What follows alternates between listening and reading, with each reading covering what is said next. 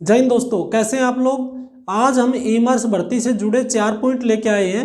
अगर आप भी इन उलझनों से उलझे हुए हो तो आप ये जरूर देखना चाहिए। आइए हम एक एक करके करते हैं इनकी बात। पहला पॉइंट है हमारा डॉक्यूमेंट वेरिफिकेशन। दूसरा पॉइंट है हमारा वेटिंग लिस्ट। तीसरा पॉइंट है हमारा ऑफिशियल कट ऑफ। और चौथा पॉइंट है हमारा भर्ती में फ्रॉड या लीक। अगर आपका ईमर्स भर्ती में सिलेक्शन हुआ है तो आपको ढेरों शुभकामनाएं। और आइए देखते हैं डॉक्यूमेंट में क्या क्या चाहिए। सबसे पहले तो आपको वो एप्लीकेशन जो आपने फॉर्म भरा था उसका प्रिंट आउट कर लीजिए। और इस एप्लीकेशन में आपने कौन कौन सी डिग्री या जो मार्कशीट का जो आपने मेंशन किया है 10th 12th ग्रेजुएशन पीजी जितने भी हैं वो सब आपको ओरिजिनल तैयार रखने हैं। ठीक, यानी आपको 10th 12th का तो आपको रखना ही रखना है। सारी भर्ती 12th के ऊपर ही है। आपने ग्रेजुएशन या उसके बाद में पीजी या कोई और कुछ भी आपने लगाया है तो वो आपको ओरिजिनल मार्कशीट आपके पास होना चाहिए। तब तक अगर कोई गुम हो गई या कहीं रखी है तो आपको उसको रेडी रखें। उसके बाद में इन ओरिजिनल डॉक्यूमेंट के जीरोक्स करवा लेना 3-3 4-4। एक एक पेज अटेस्टेड करवा लेना। अटेस्टेड एक एक जरूर रखिए। उसके बाद में अगर आप किसी कैटेगरी से हैं ओबीसी एससी एसटी तो आप अपना कास्ट सर्टिफिकेट आपको जरूर बनवा के तैयार रखना चाहिए। और कास्ट सर्टिफिकेट जो आपने फॉर्म भरा था उस दिन से आपको यहाँ पर एक क्लियर कर दूं, जिस दिन आपने फॉर्म भरा था आप उस पर मेंशन होगी डेट आपने किस टाइम में फॉर्म भरा था, उस दिन या उस दिन से पहले तक का होना चाहिए। उसके बाद का मान्य नहीं होगा। मान लो आपने 12 जुलाई का फॉर्म भरा था, मैं एग्जांपल दे रहा हूं, तो आपको 12 तारीख को आपके पास में उसका कास्ट सर्टिफिकेट होना चाहिए। ये नहीं कि आप 13 जुलाई का बनवा के बैठे हो। ये 12 जुलाई या उससे पहले का होना चाहिए। 11 जुलाई मतलब इससे पहले का।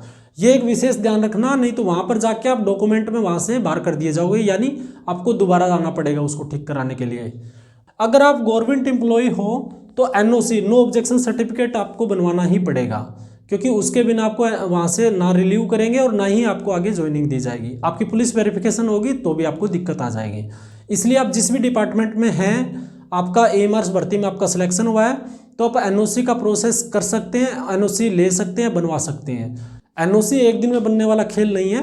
तो अगर आपको लगता है मैं श्योर हूं तो आप एनओसी का प्रोसेस पूरा शुरू कर सकते हैं। उसके बाद में रिसेंट फोटो लेना, आधार कार्ड लेना, ये बात बेसिक है, ये सबके पास होता है, सबको पता होता है। लेकिन इसमें 3 बातें बहुत महत्वपूर्ण है। एप्लीकेशन फॉर्म आपको 100% रखना है, ओरिजिनल मार्कशीट और डिग्री रखनी है जो जो आपने एप्लीकेशन में भरा हुआ है। कास्ट सर्टिफिकेट उस दिन का जरूर होना चाहिए जिस दिन आपने फॉर्म भरा है, इसके बाद का नहीं।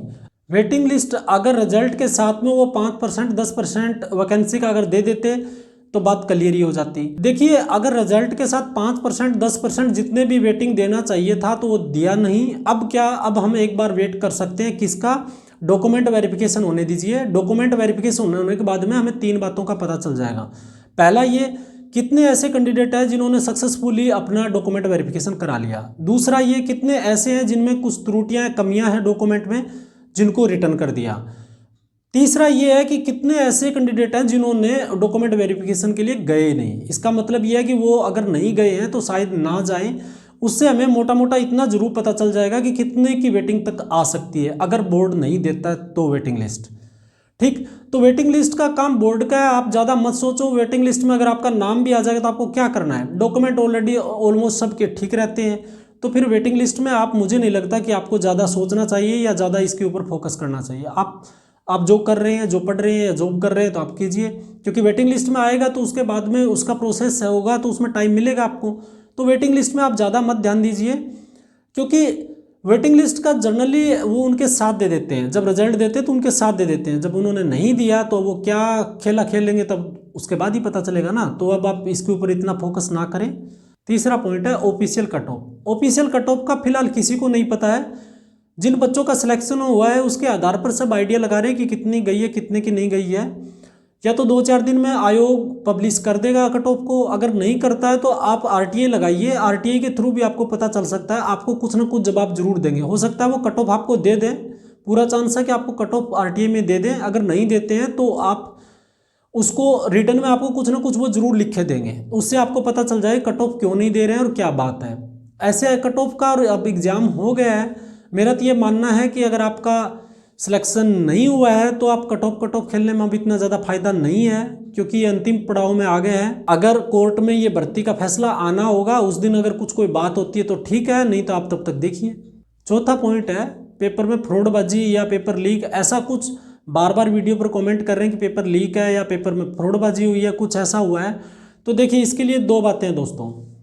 पहली बात तो ये है, अगर आपके आसपास आपने देखा है या आपको ऐसा लगता है कि हाँ भाई कन्फर्म है, आप जिस चीज़ का श्योर हो, आपको प्रूफ है। प्रूफ आपको कैसे मिल सकता है? अगर आपको लगता है आपके स्कूल में धांधली हुई है तो वहाँ पर दुनिया भर के CCTV कैमरे मिल जाएंगे आपको, उस मेन गेट से लेके क्लासरूम तक। तो आप इतने श्योर है तो वहाँ से आप कलेक्ट कर सकते हैं, आप बोर्ड को दे सकते हैं, आप कोर्ट में जा सकते हैं, आप कुछ भी कर सकते हैं। लेकिन अगर आपको नहीं पता है तो फिर ऐसे बोलने का कोई फ़ायदा नहीं। इसके लिए मैं आपको एक बात बताता हूँ। देखिए मैं हॉस्टल वार्डन का बताता हूँ। 120 मार्क्स का था जिसमें 1/4 नेगेटिव भी था, और उसका 2 पोर्शन थोड़ा हल्का मान सकते हो, लेकिन 2 पोर्शन ठीक ठाक था। उसमें 120 में से जो 1/4 नेगेटिव के बाद भी 100+ लेके आए, अगर उसने मेहनत से वो लड़के आए हैं ना, तो उनको बहुत क्या बोलते हैं, बहुत फील होगा।